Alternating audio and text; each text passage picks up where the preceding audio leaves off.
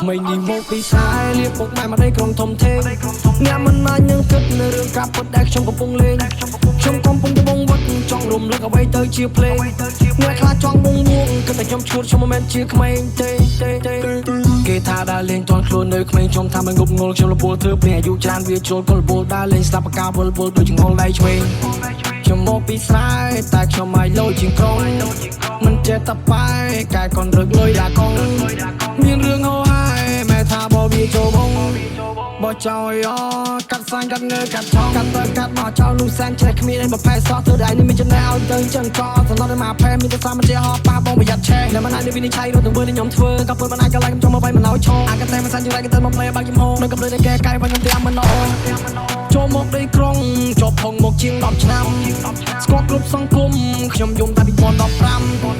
1 ឆ្នាំជាប់ឃុំរូបខ្ញុំប្រៀបដូចសម្រាមខ្ចីមិនចេះទុំជុំចិត្តតែបាបប្រកម្មមរអលមិនចេះសាបមានស្លាបក៏ត្រូវតែហើតែក៏រោចេញជាកំណាបដុនដាក៏ត្រូវតែដើ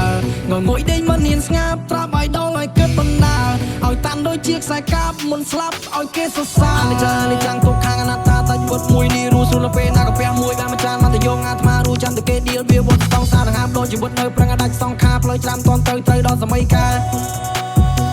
ជីវិតខ្ញុំមួយនេះខំរីរត់ឡើងមុនគេដល់ឆ្នាំមុននឹងពេលនេះខ្ញុំមានតែដៃតូចទេចង់និយាយអំពីជីវិតទីស្លាប់បកាចាជាសំឡេងថាមុនស្លាប់ឲ្យចេះកិនព្រោះជីវិតយើងមិនថិតទេក្មេងនេះមកពីស្រែលៀបពុកម៉ែមកដីក្រុងធំធេងអ្នកមិនអាចនឹងគិតនៅរឿងការពិតដែលខ្ញុំកំពុងលេងខ្ញុំកំពុងត្បូងវត្តចង់រំលឹកអ្វីទៅជាភ្លេងអ្នកខ្លះចង់វងវងគិតតែខ្ញុំឈួតខ្ញុំមិនមែនជាក្មេងទេ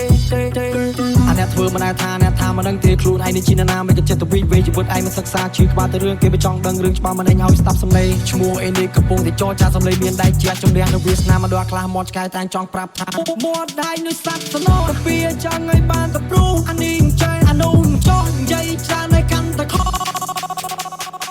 ចាំវាសនាតាមក្តីសម័យឆ្នៃឲ្យចេញគោលដៅជីវិតសឹកសាយតតែខ្សែវាយសេះត្រូវដែលចង់មកចិត្តគិតពីយប់មកដល់ថ្ងៃកែខៃគុំតលគុំនិនសំណេរចេញពីស្លាបបកាយយល់ថាទីផ្សារជីវិត